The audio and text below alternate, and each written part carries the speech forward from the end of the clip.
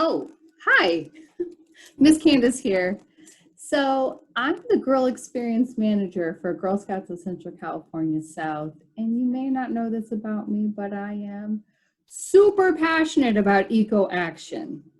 You probably got a really cool eco action badge, like a circular one, maybe a rectangular one. We had a couple of different ones in your bag. It says eco action, and one of the letters kind of looks like an avocado, right?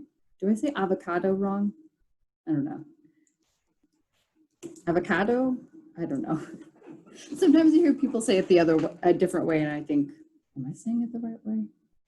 All right. So here at Girl Scouts, we get to do some really amazing things. And one of the things that we do, and we say almost every single time we get together, is the Girl Scout Promise and Law. And in there, we say that we will make the world a better place and use our resources wisely.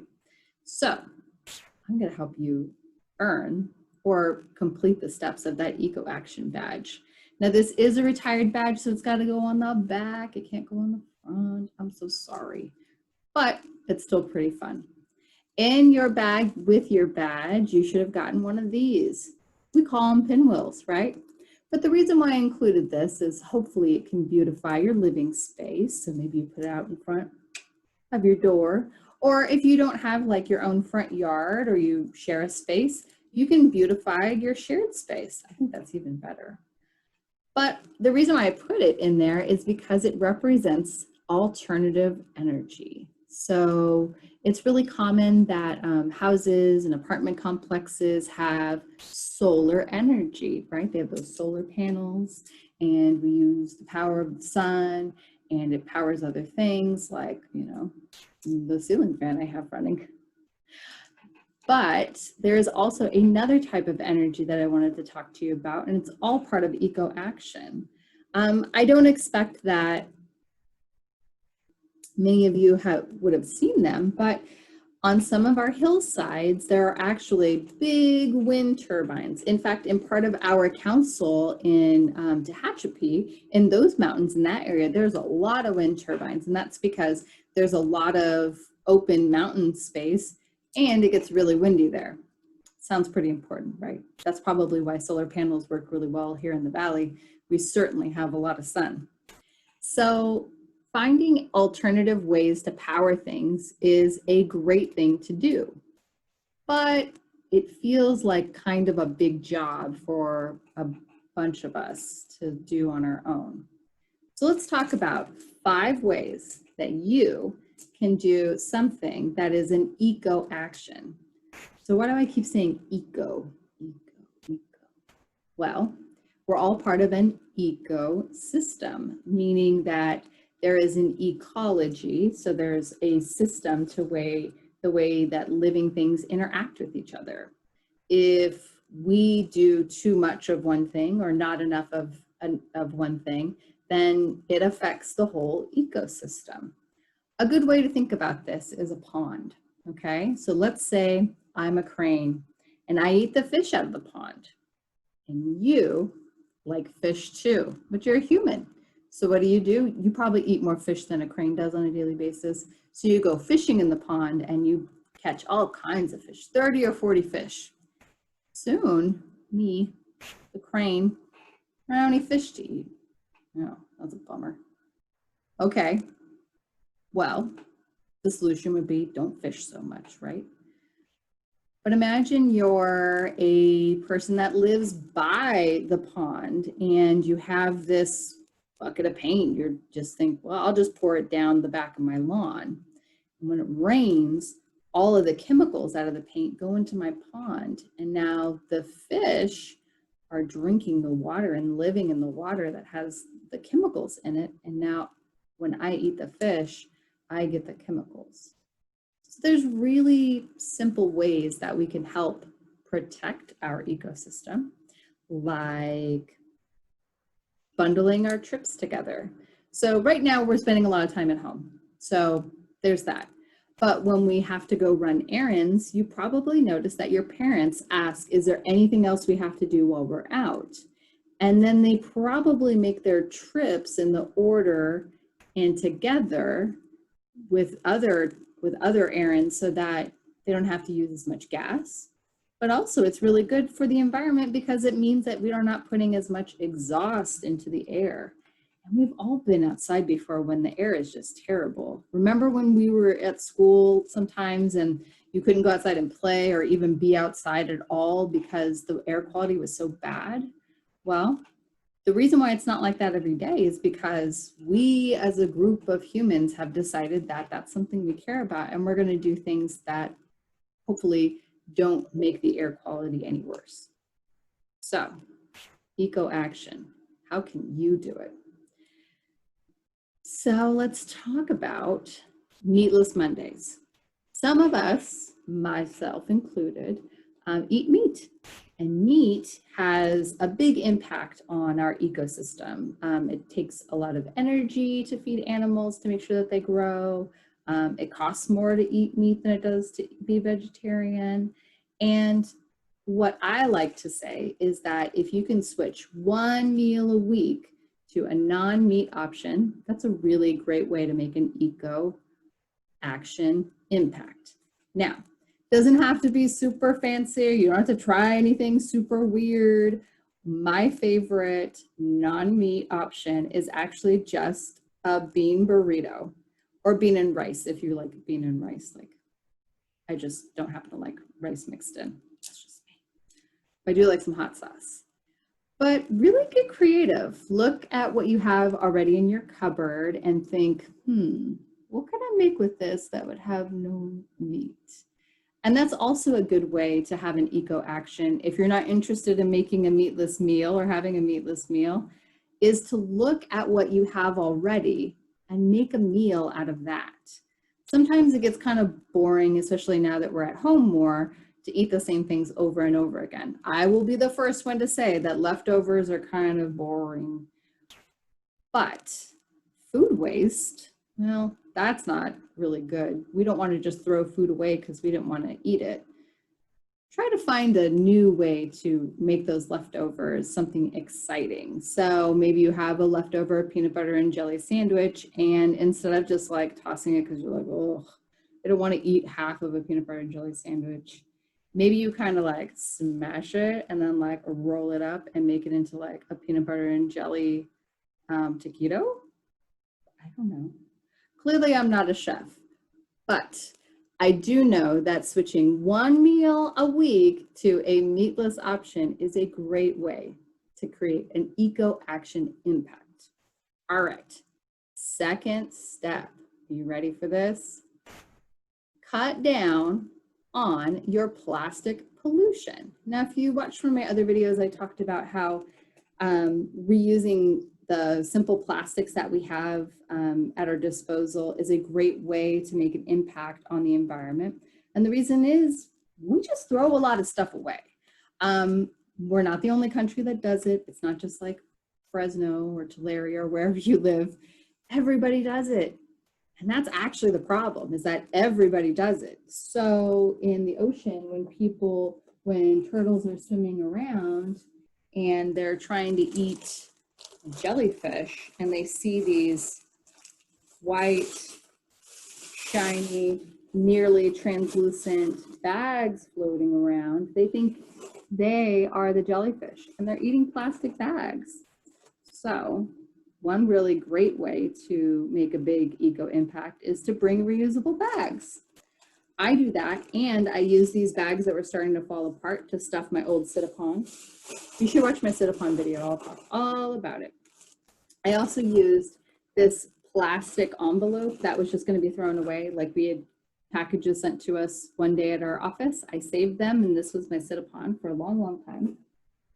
But the easiest way for you to make an eco action impact is to not use single-use plastics as often as you can. So when I am home, I use just a regular cup that you can wash, and I like to drink out of a straw, but this is a reusable straw, so it's a little bit thicker. This I can just like wash it and then let it dry and use it the next day. But this means that this is not going into the landfill, it's not going into the ocean, and I can probably reuse it hundreds of times, and that means it only had to be made once, and I can use it hundreds of times. Easy eco action. And when I go outside of the house, I try to always take a refillable water bottle with me and bring my own drinks, because even when you go to like a fast food place or a restaurant and they want to give you a plastic cup with a plastic straw, you can say, oh, I've got a cup, and they can pour you a little bit of water in there. That may be a little bit uncomfortable, but at least you can take your water bottle with you, especially to like meetings and school and sports and stuff. So let me get a drink real fast. So first eco action, replace one meal with a meatless meal. Second eco action, find easy ways to replace single-use plastic in your day. Number 3, learn how to protect a species of animal that you care about. Now, most of us have at least one animal that we like. I understand that there are people that are not animal people. I totally understand. But most of us have at least one animal that we care about, even if it's like, I don't know, a ring-tailed lemur. If you care about that animal, one of the best ways that you can protect them is to learn more about them. When you have permission from your parents, you can look on the internet and find out what are the things that are affecting their habitats. You know, are there a lot of ring-tailed lemurs left in the world? Or are they endangered? These are the ways that you can gain knowledge about that animal, but then in turn, you can share that knowledge with somebody. So step 3, find out more about an animal that you care about and share the knowledge that you've learned with someone else. All right, let's move to number 4. That eco action badge is almost yours. Create eco art. All right, so I did not create eco art, but my kiddo did. So where my son went to school, they had a lot of sort of unused supplies at their disposal, because there were a lot of different places where businesses were, and so they would just like toss different things. So the school would ask, if you have this or that, please let us have it. So this is a really good example of this. So they had a shop where they would mat pictures, and so this is one of the kind of filler papers, and so they were just going to recycle these, which is fine. But now I have a beautiful piece of art from, you know, something that would have been recycled. And this is actually 2 different environment pictures. So this is about the fire and water when it's windy. And this one is what he thought of when he heard a podcast about earthquakes. So I challenge you to find something in your area, whether it be a piece of scratch paper. I feel like we always have that. Or something 3-dimensional. So if you take some of your junk mail and make some simple paste, you can actually do some really cool paper mache with that and create your own 3-dimensional object or sculpture. Or maybe you take it outside and you borrow your sister or brother's phone or your mom's phone, and you take some beautiful nature pictures. Or you write a poem. Your version of your eco art is yours. And I challenge you to not use new materials, or at least to reuse something that you have in your space, and really find something in nature that moves you. Might be the mountains, might be the stars, might be a butterfly, might be a ring-tailed lemur. But step 4 is create your own piece of eco art. All right, last step. Now, the last step is to find a project that you can do in your space, whether that be your home, your apartment, your room, and find a project that can benefit the earth. Now, that probably feels really big, kind of like the wind power thing. Like, I'm not going to ask you to create a new alternative energy.